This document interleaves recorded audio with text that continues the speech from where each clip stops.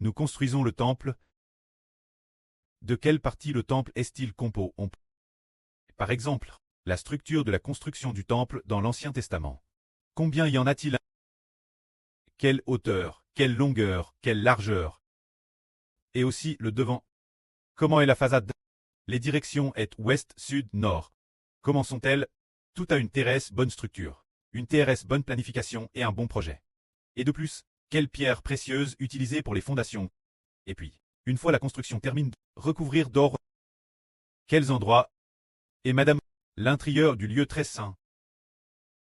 Reconstruire nouveau. 2 TRS grand. Rubens. Ces 2 crubins déployaient leurs ailes pour couvrir tout le lieu très saint. Auparavant, dans l'Ancien Testament, seulement au-dessus de l'arche de l'Alliance, il y avait 2 crubins, fait TRS petits. Quel point petit? Ah, peut-être que les crubins, l'époque de Mose. Peut-être qu'il n'y avait qu'un seul crubin, mesurant peut-être environ 50 cm. Seulement de cette longueur peu près, mais quand on est Harry Salomon, lors de la construction, en plus de ce que Mose avait construit. En dehors de cela, en plus de ce que l'ancien Mose avait construit, il a construit des crubins qui traversaient tout le lieu très saint. Cette envergure devrait probablement faire une distance de plus de 10 mètres. Juste les 2 crubins, déployant leurs ailes, pouvaient atteindre une longueur de plus de 10 mètres. Le frère Ashbert a un peu oublié les détails. Alors regardons, puisqu'il en est ainsi. La construction du temple a des règles fixes. Combien il faut construire? Combien construire pour quels aspects? Tout a des normes fixes. Alors, nous construisons ceci. Jova notre précleste. Avec le cantique de Mose et le cantique de l'agneau, comme louange du temple. Se dire que le temple est constitué de chants de louange Dieu. Comment devrions-nous le construire? Tout d'abord, le nombre total de chants, il y a 288 chants. Construits sur un total de 9 mélodies. Alors, chaque section, comment est-elle construite? L'intérieur, bien que dans chaque section, ce soit différent. Cependant, sa structure globale est la même. Mais, les paroles et les mélodies sont différentes. Par exemple, au total pour nous, dans chaque section de louange, il doit y avoir 100 chants. Se dire que lorsque nous adorerons Dieu l'avenir, chaque service doit comporter 100 chants. Actuellement, un service dure 1 heure. Et pendant cette heure, il faut chanter 100 chants. On voit donc qu'un chant doit être terminé en moins d'1 minute. Bien et certes, pour nous, spirituellement, les chants des enfants du royaume d'Israël sont aussi très courts. Par exemple, l'avenir. Par exemple, notre mélodie principale est TRS courte, en moins d'une demi-minute. On peut finir d'un chanter une, et en plus, elle est facile à retenir, et puis, elle est aussi TRS belle. Il en va de madame pour les autres mélodies. Par conséquent, bien qu'en 1 heure, chanter 100 chansons devrait être faisable. Alors, parmi ces 100 chansons, elles sont divisées en 6 trompettes. 6 trompettes. Alors, la première trompette. Le frère Eshbert la nomme la première trompette. La nomme les 7 cornes. Les 7 cornes, c'est comme dans l'Ancien. Ce qui est dit dans l'Apocalypse. Les 7 cornes et les 7 yeux. Que signifient les 7 cornes? Les cornes, c'est que sur la tête de l'agneau il y a 7 cornes et 7 yeux. Les 7 cornes vont combattre l'ennemi. Les appeler 7 cornes, c'est bien les 7 cornes. C'est pour combattre l'ennemi. Se dire que notre frère Ashbert a aussi vu le pré, faire voir au frère Ber, un livre ouvert dans le ciel. Ce livre est rempli de noms de personnes. La première page, le premier nom est Wusheng. Wusheng, c'est celui des 7 cornes, ce qui signifie le Seigneur Jésus. Les 7 cornes préfigurent ce qui signifie le Seigneur Jésus. Se dire l'autorité du Seigneur Jésus-Christ. Ces 7 cornes, les chansons qu'elles dirigent, sont au nom de 10. Se dire de la première, la dixième, le contenu de ces 10 chansons sont toutes des mélodies de louange. Et dans ces mélodies de louange, ce ne sont que des proclamations. Ces chansons des 7 cornes sont toutes, au nom de Jésus-Christ, nous proclamons, chante de cette manière. Parce que les 7 cornes sont pour combattre l'ennemi. Nous, déesse que nous chantons, déesse que retentit la première trompette. Après savoir chanté la trompette des 7 cornes. Généralement, la victoire est acquise. Généralement, pour chacun de nos groupes, la première trompette est celle des 7 cornes. Les 7 cornes, si ce n'est pas SR, si possible, il se peut que ce soit les frères et sœurs qui dirigeront chaque groupe l'avenir. les frères et sœurs, qui chanteront la première trompette. Appelle les 7 cornes. Le contenu principal, chant par les 7 cornes, comprend la proclamation du salut de la croix, et aussi concernant les mélodies de louange dans la plus belle promesse, ainsi que ce que Dieu a promis dans l'Ancien Testament aux frères Ashbert. Et le contenu de louange Dieu a seront chants avec les 7 cornes. Avec les 7 cornes, et de plus, ces chansons des 7 cornes, se dire la première trompette. Appelle les chansons des 7 cornes. On peut dire que c'est un combat. Par exemple, frères et sœurs, avez-vous DJ vu des combats de taureaux la campagne? Il utilise des cornes pour attaquer l'ennemi. Donc, les 7 cornes servent à attaquer toutes les nations. Ce traîne de Satan. Donc, la première trompette s'appelle les 7 cornes. Alors, quand la deuxième trompette? Justement, elle s'appelle les 7 yeux.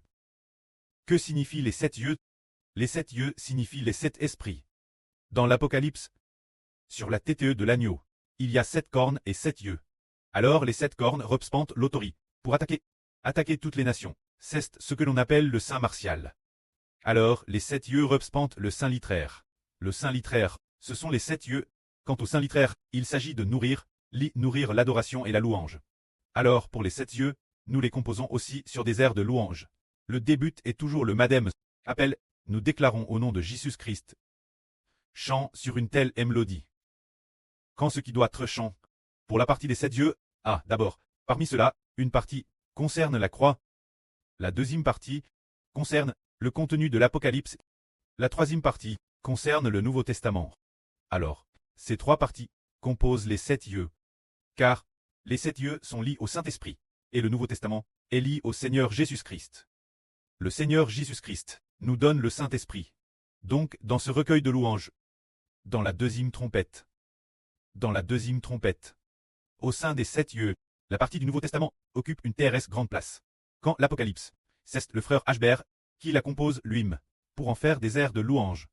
Ce n'est pas tout le contenu de l'Apocalypse qui a été composé. Seul ce qui permet d'adorer et de louer le précleste, ou ce qui permet de manifester la gloire de Dieu et du Seigneur, ou de manifester la grande autorité du prêtre et du Seigneur. Ces contenus ont été difficiles. Ainsi, la deuxième trompette, ce sont les 7 yeux. Alors, si l'on chante les 7 cornes, on attaque toutes les nations. Et si l'on chante les 7 yeux, on est rempli du Saint-Esprit. Les 7 yeux représentent le Saint-Esprit. En chantant, le Saint-Esprit nous remplit. Au nom de qui? Au nom de Jésus-Christ. Et dans les 7 yeux, il y a une part importante. Mais, ce n'est pas dans chaque chant qu'il y a du contenu concernant Jésus-Christ. Mais, dans beaucoup de chants, il est question de Jésus-Christ. Alors, après avoir chanté les 7 yeux, notre foi dans le Seigneur s'affermit. Une fois la foi affermie, le Saint-Esprit nous remplit. Alors nous devenons une nouvelle création. C'est cela. Dans la construction des louanges, la deuxième trompette. Dans une partie, la deuxième trompette. Appelle les 7 yeux. Les 7 yeux, ce sont du 1-1-E au 2-0-E. Ce sont les 7 yeux. Alors ensuite, quand la troisième trompette, les chants dirigués par cette trompette, ne sont pas 10 chansons. La troisième trompette, les chants qu'elle dirige, la troisième trompette, s'appelle le salut. Les chants régissent par ce salut. Il y en a 30. Ces 30 chants sont DJ construits. Ces 30 chants parlent du Seigneur Jésus-Christ. Ce qui est dit concernant les paroles du Seigneur Jésus-Christ, ainsi que la crucifixion du Seigneur Christ. Le Seigneur Christ, les enseignements du Seigneur Jésus-Christ, ainsi que le Seigneur Jésus-Christ. Les choses qu'il a faites pour en faire le salut. Le salut. Bien et ça, il y a aussi des choses sur le frère Heber, ainsi que des choses sur les belles promesses. De l'établir, également établi sur le ton de la louange, appelle le salut. Ce salut, c'est pour notre redemption. Aimer le Seigneur de toute sa vie. De toute sa vie. Aimer le frère Heber, pour ainsi s'approcher de Dieu, probablement, exprime principalement ce genre de sens. Alors, le contenu du salut ici, les 30 chants, sont DJ construits. Se dire celui que nous avons maintenant, 30 tons de louange, seulement, plus tard, ils ne sont pas plaques dans les 30 premiers. Mais plus de plaques, entre le 2-1 et le 5-0 chant. Voilà donc la troisième trompette. La quatrième trompette s'appelle la promesse. Quand cette trompette de la promesse, elle est composée de plusieurs tons. Il y a au total, compose de l'ensemble des 9 tons. Alors, les 9 tons au complet, y compris le ton de la promesse. le ton de la gloire, le ton de l'acclamation, le ton de la mère du Seigneur, le ton de la victoire, le ton de la joie, le ton de la célébration. Compo de ces tons. Quand ces chants, auparavant en cette âne en janvier et février, un groupe de sur les avait digés construits. Un groupe de sur les avait digés construits. Nous l'appelons la plus belle promesse. Et cette promesse, qui est-elle promise? Elle est promise au frère Hébert. Alors pourquoi vouloir la partie promise au frère Hébert, avec autant de tons? Créer, et de plus, la composer en jusque 20 chansons. Représentant 20 chansons. Autant que cela, c'est pour une raison. Tout comme les anciens Israélites, ils ont reçu le pays de Canaan, parce que Dieu l'avait promis. Leur oncle Abraham, Isaac et Jacob. Alors aujourd'hui les spirituels, enfants d'Israël, qui reçoivent de Dieu, toutes les graisses, les gerces venues par le Seigneur Jésus-Christ. Qu'en est-il? C'est que Dieu et le Seigneur ont fait alliance avec le frère Hébert. C'est dire, en suivant le frère Hébert. Quelle belle promesse y a-t-il? Il y a la nouvelle terre. Le pré-Clest a DJ fait alliance avec son fils le frère Hébert. Le pré a DJ promulgué le décret. Alors, la Jérusalem Clest, la Jérusalem qui descend du ciel, a été promise au frère Hébert. De plus, tous les traits Clest de l'humanité, qui reçoivent la vie éternelle, on te donne au frère Hébert. Les traits terrestres, lui aussi donne ceste pour raconter une telle promesse disant que cet homme est vraiment le propre Fils de Dieu.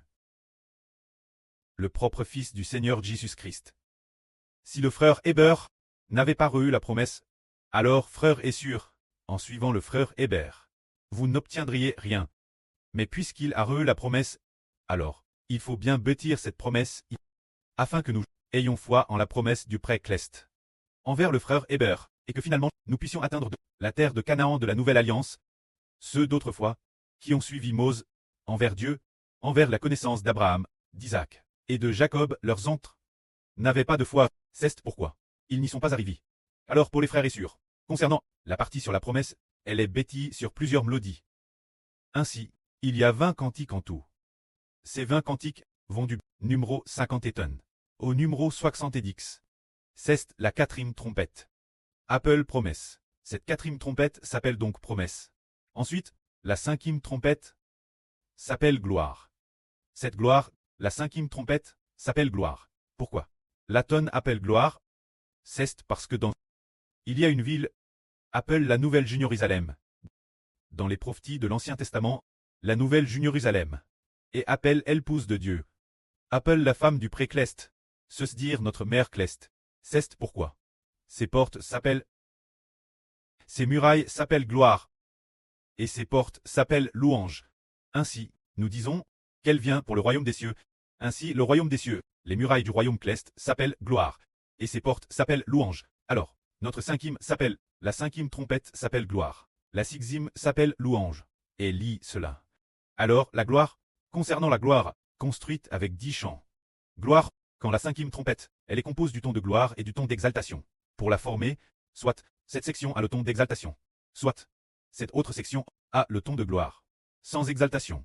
Il y a la gloire, de toute façon, il n'y a que ces deux tons de chant qui composent la cinquième trompette, la sixième trompette. C'est la louange utilise le ton d'acclamation, le ton de la souveraine, et le ton de victoire. C'est aussi 10 chants. Alors, du 8-1 me au 9-0 me chant. Soit c'est le ton d'acclamation, soit le ton de la souveraine, soit le ton de victoire, qui tourne autour de rôle, c'est pour cette raison. Puis la dernière trompette, jusqu'à la septième trompette. La sixième trompette, c'est la louange. Quand la louange, nous louons, nous sommes le royaume de louange. Alors nous louons Dieu sans cesse. Puis la fin de la louange, c'est la célébration. La fin, cela s'appelle la célébration. La septième trompette s'appelle le ton de célébration. S'appelle célébration. La septième trompette s'appelle le ton de célébration. S'appelle célébration. La septième trompette s'appelle célébration. Elle est composée du ton de joie et du ton de célébration. Alors le ton de joie, le ton de célébration. Les cinquième, sixième et septième trompettes sont toutes des chants de proclamation. Par exemple, le ton de joie, les chants de proclamation dans le ton de joie disent, nous proclamons au nom du Seigneur Jésus-Christ.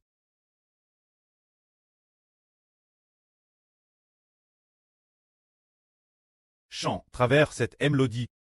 Auparavant, les cinquième, sixième, septième, ces 3 trompettes sont toutes chantent sur le ton de proclamation. Puis la première aux 7 cornes La deuxième trompette aux 7 yeux utilise aussi cette mélodie de proclamation pour louer, glorifiant le Précleste et le Seigneur. Que la gloire soit rendue au Prêtre et au Seigneur. Amen.